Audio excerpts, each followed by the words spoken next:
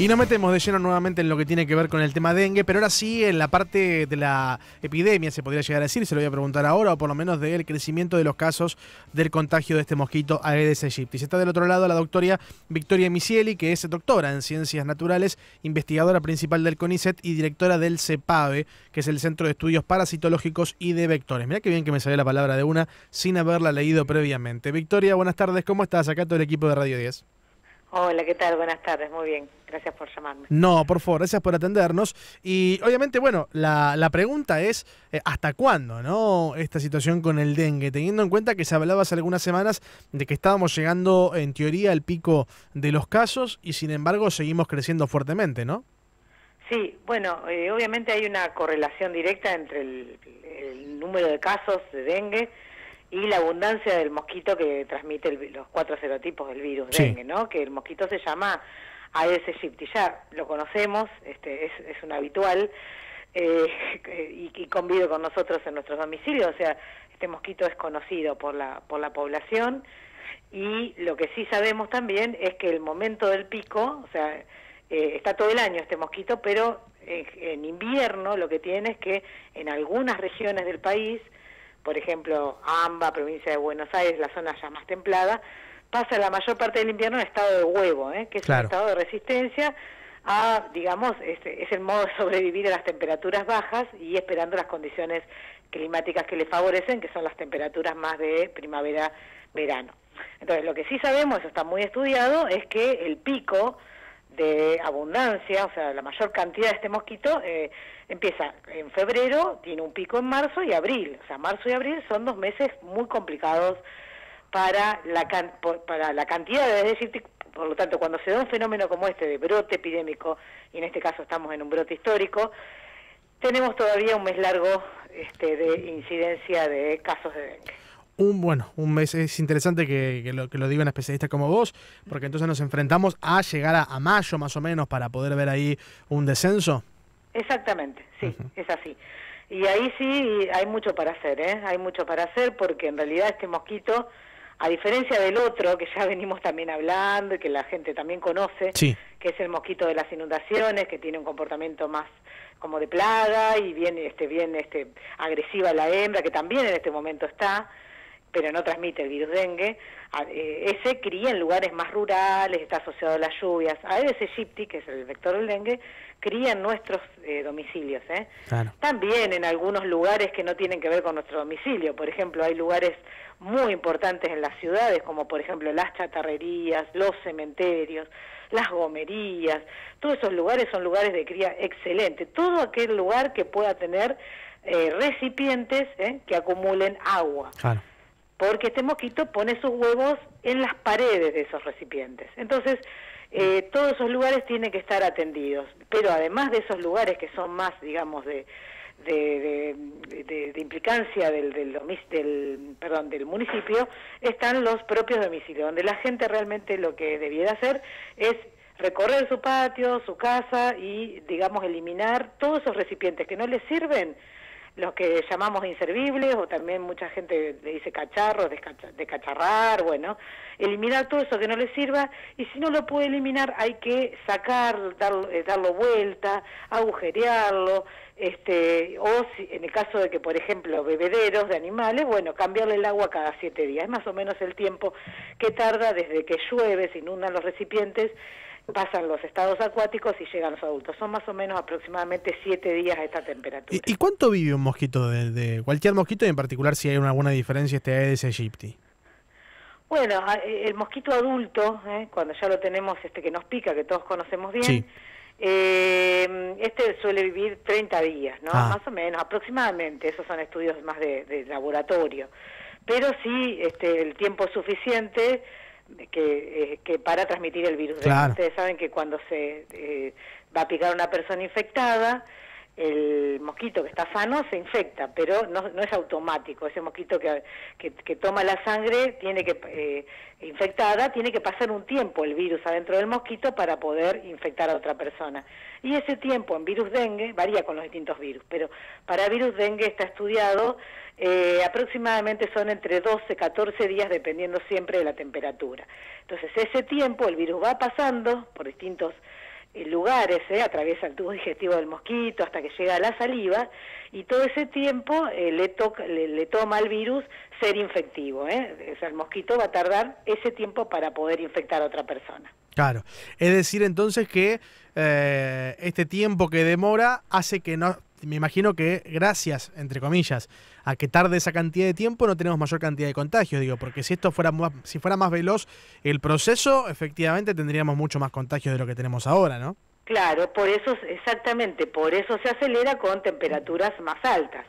Entonces, temperaturas más altas acortan este ciclo, este periodo, Entonces, bueno, acorta todo, las temperaturas más altas dinamizan aún más el brote. Una característica que tiene Aedes aegypti, que no la tienen otros mosquitos, no es una condición que para todas las especies de mosquitos. Ustedes saben que hay 244 especies de mosquitos en Argentina, Claro. Entonces, bueno, aegypti es una sola. Aedes aegypti es la más importante a nivel, digamos, de problema en salud pública, porque transmite los serotipos de virus de dengue, zika, chikungunya, entonces lo que ya sabemos. Pero una característica que tiene esta especie es que para alimentarse tiene un tipo de alimentación que hace que no llene el tubo digestivo con una sola picada. Va a picar a una persona, luego va a picar a otra, se llama alimentación intermitente, de tal modo que puede interrumpir su alimentación y picando a distintas personas logra satisfacer, digamos, la distensión del tubo digestivo que tiene que tener para para interrumpir su alimentación. Esa conducta que tiene, ese comportamiento que tiene biológico, que tiene esta especie, es lo que también acelera la dinámica de la transmisión de un brote, porque entonces un mismo mosquito infectado va a ir picando a diferentes personas. Claro.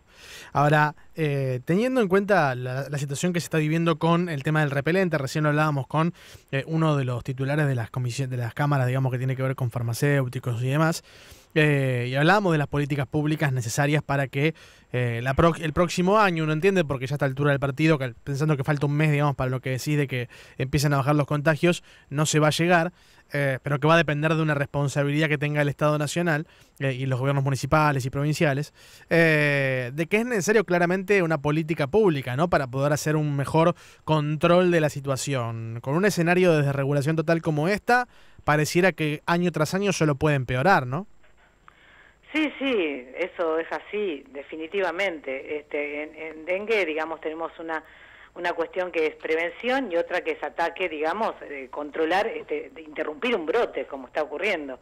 En lo que es prevención está todo lo que ustedes comentan, campañas masivas de comunicación sobre descacharrados, sobre eliminación de todos los recipientes que uno no usa. Eso tiene que hacerse, y tiene que hacerse inclusive en el invierno. Es un buen momento para ese tipo de campañas, para ir preparando, digamos, lo que va a ocurrir al año siguiente, para eliminar todos esos huevos que quedan en los recipientes y disminuir desde ese lugar la cantidad de aegypti que vamos a tener la temporada que sigue. Entonces hay campañas concretas que deben realizarse desde el Estado.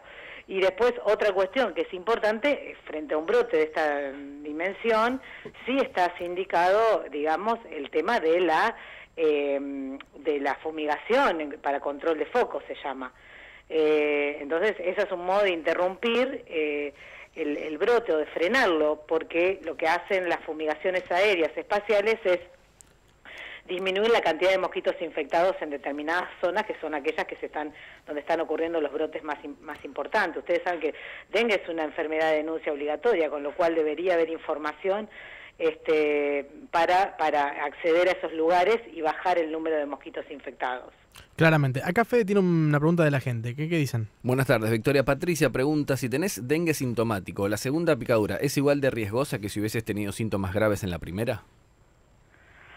Bueno, lo de la segunda picadura tiene que ver con el serotipo. En realidad, si vos tuviste durante la primera vez que te picó un mosquito, el dengue que tuviste, supongamos serotipo 1, vas a quedar inmunizado para toda la vida contra ese serotipo, dengue 1, pero no para los otros serotipos. Vas a tener una inmunidad de pocos meses contra los otros serotipos, pero luego quedas como propenso para desarrollar las formas graves de dengue frente a otra picadura de mosquitos que porte otro serotipo diferente. Ok, y supongamos, teniendo en cuenta lo que también ha mencionado, por ejemplo, no sé, el ministro de Salud de la Ciudad de Buenos Aires, Fernán Quirós, que dice que el 70% de los casos son asintomáticos. Si una persona desarrolló en la primera oportunidad una enfermedad asintomática, si le tocara otro serotipo en la segunda vez, ¿es así? ¿Podría tener ciertas complicaciones? ¿O el hecho de haber tenido asintomático es un poco un aviso de lo que te puede llegar a pasar en la siguiente, de que no deberías tener complicaciones?